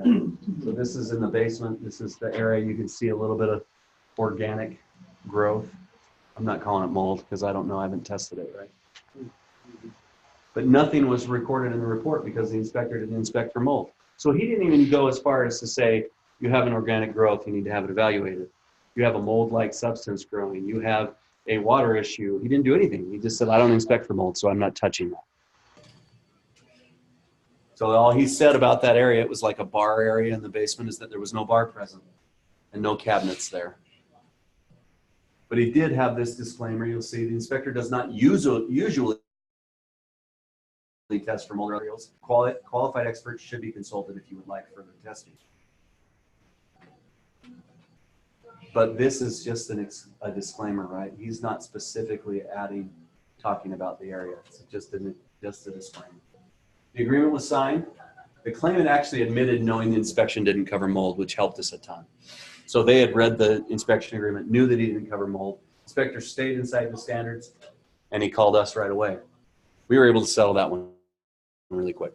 We literally just drafted a letter saying we don't inspect for mold. It was excluded from your report and in your contract. Go away. So that corner, that picture was the extent of the entire claim. It wasn't, luckily it wasn't like a major growth, right? I mean, it's on a cinder block wall or that is foundation or every something. basement in Minneapolis. True. That's just called basement.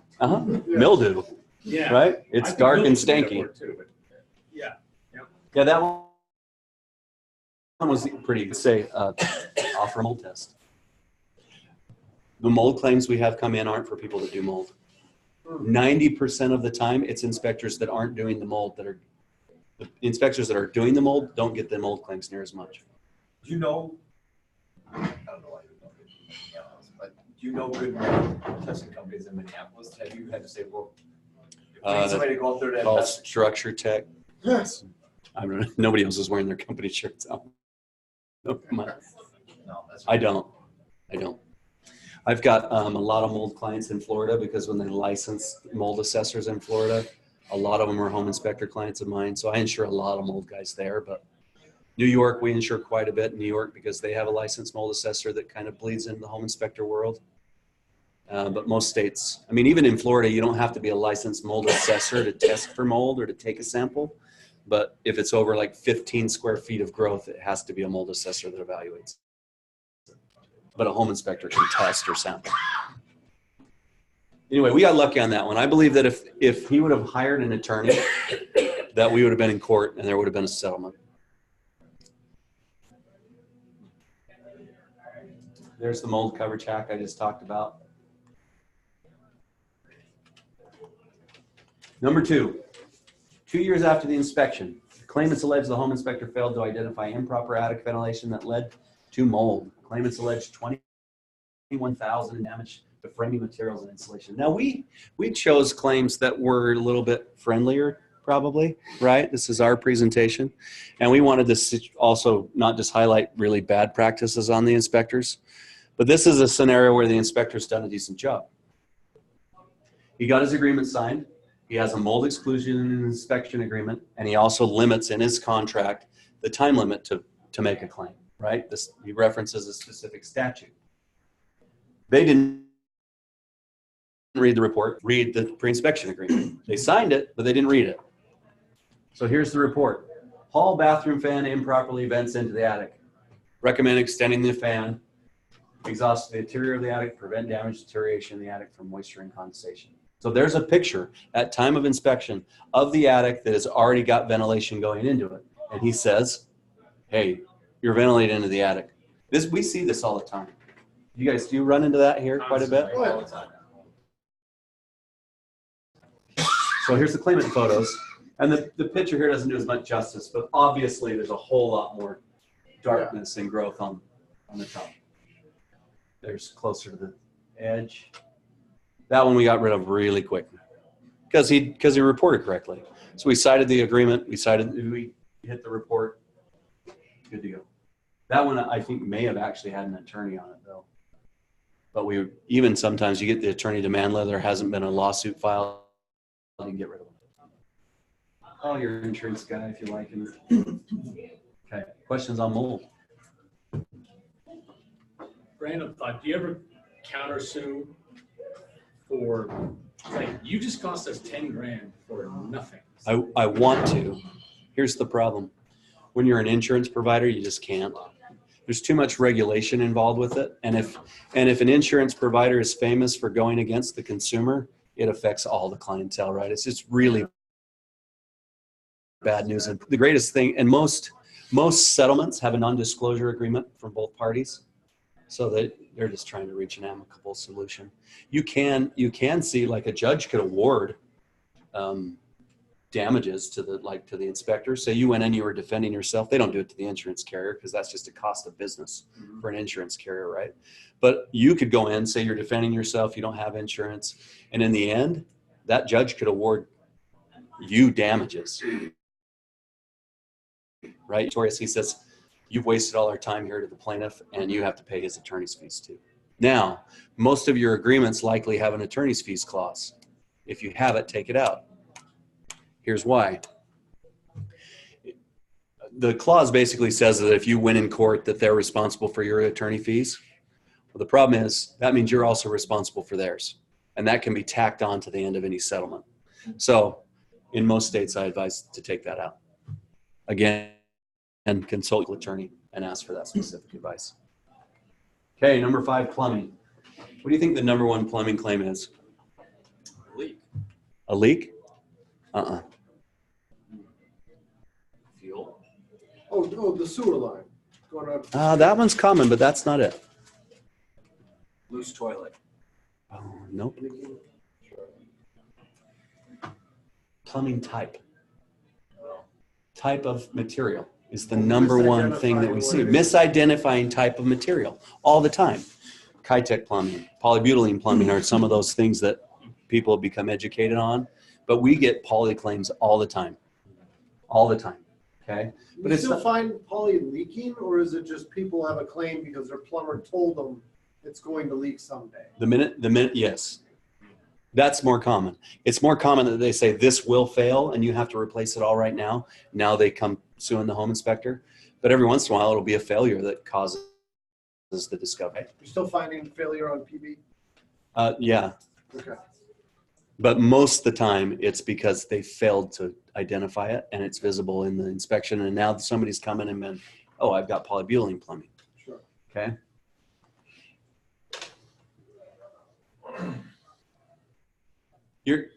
Your average home seller, right? Like if I wasn't in the home inspection insurance world, I wouldn't know a darn thing about polybutylene plumbing. I use it in my yard all the time, right? My drip line's polybutylene, but I wouldn't know it at all if I wasn't in the inspection industry. So your sellers, most of them aren't educated on what plumbing types are or on class action lawsuits against the manufacturer of Kitech, right? Against Kitech or anything like that. Okay. What's Kitech? Kitech is a brand fitting that was used in the 2000s, mainly in Nevada, Arizona, and California, and it's highly corrosive, so that the fitting corrodes and then it just fails. But that's for plastic plumbing? So the fitting wasn't plastic, it was a metal, but you guys don't get that much here. Kitech was pretty regional, and there was a huge class action lawsuit on it, but it's not near as common as poly. Like and it's easier to defend poly. But a lot of times we can't find the poly, right? Maybe it's copper from the wall out, and then we can't see through walls. We're just not there yet. Okay. But use your tools again, educate yourselves on pipes, and again, take a ton of pictures. Okay. Know the color, the diameter. You guys are interacting with that. Your standard marketings. Know the period of time when the home was built and when it was more common for poly to be used. There's probably areas of Minnesota that poly's a lot more common than others, right? You guys get a lot of poly here? No? Not much. We still get it though. Tons in Florida. In fact, I had a client do an inspection in 2010 on a property. And then that client, the inspector's 4 years later, and that same inspector came back to the property for a second time and discovered poly the second time. So he missed it the first time, found it the second time. He's got a seller who's a past client and a new client. So he calls me. He's like, "Will, I missed it in 2010. What do I do?" I'm like, "Well, we file an insurance claim." And it was like $5,600. Luckily, it wasn't too big of a place, but okay. Before the home was sold, but after the inspection, a leak was discovered. The sellers did not disclose the discovered issues and refused to take any responsibility, at which point the new homeowner filed suit against anyone involved. That's what the attorneys do, shotgun lawsuit, right? Anybody that's been on the property, okay? But before it's sold, now we got a seller's issue here, right? The inspection agreement is signed. This is in Pennsylvania. And they have an SOP that's very specific. It includes mandatory arbitration. Claimant admitted it wasn't the inspector's fault, which is nice. The damage was hidden and non-inspectable. Here's the problem. No pictures of the bathroom or area with the leak to prove no damage at time of inspection. So the leak happened after inspection. We believe but we can't prove it because we don't have any pictures. And nothing was reported. This is what happened. Okay, so this is after the flooring's all ripped up, right? So what we believe actually happened is that at time of inspection, the inspector says there was a couch here. Carpet on the floor. So this is all ripped up. It's been destructive testing, right? Because they discovered moisture in the carpet.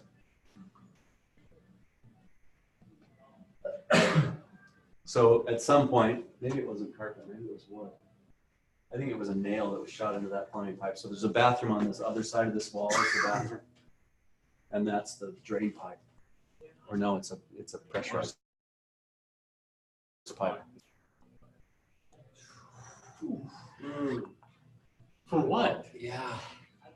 Well, why 105 grand? That's what the court decided. Because they believe that at time of inspection, the moisture existed. We're unable to prove it, right? Is that galvanized? No. That's not galvanized. Oh, and on the right, that's water shooting out of Yeah, the you leak, see isn't this? it? Yeah. Okay. Yeah. So that, and see how moist that is there? And that's probably after it's been opened up for a bit. So it's really dry.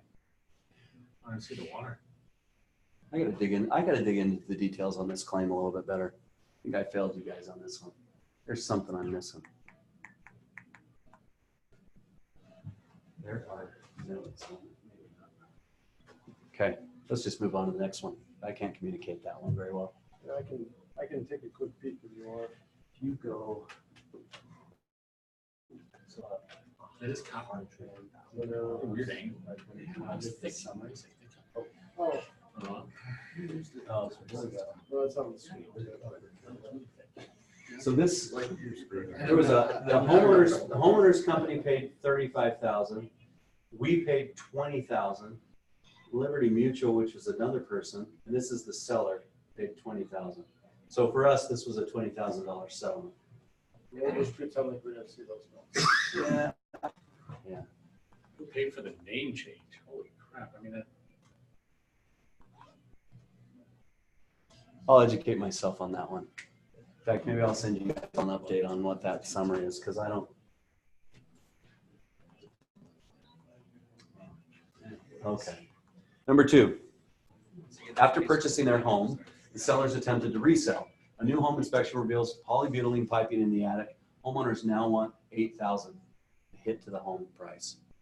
So the sellers are an inspection client. They are now they find out from a new home inspection when they're going to sell the home that they have poly. So now they're going back to their original home inspector to sue for not reporting on polybutylene. Here's the report, copper, copper. That's all he says, okay? Here's where he gets hurt. Oh, there it is. Poly running right through the attic. There wasn't another spot in the house where it showed. Like, it didn't show at the water heater, but right in the attic was the polybutylene pipe. What was it doing up there? I don't know. Supplying water to the house. Yeah, but through an at, well, what? Unless the home's on slab, maybe. What climate it's in, but- Texas, you know. That one might, does it? Well, south. Here, get back to where you can see the notes. If I go to like, go to this slide. Kansas. It's in Kansas, which they have. Looks like a garage attic. One of them does. I used to live there, man. Oh, we lost the, investor. Yes. the whole It'll come state. back though.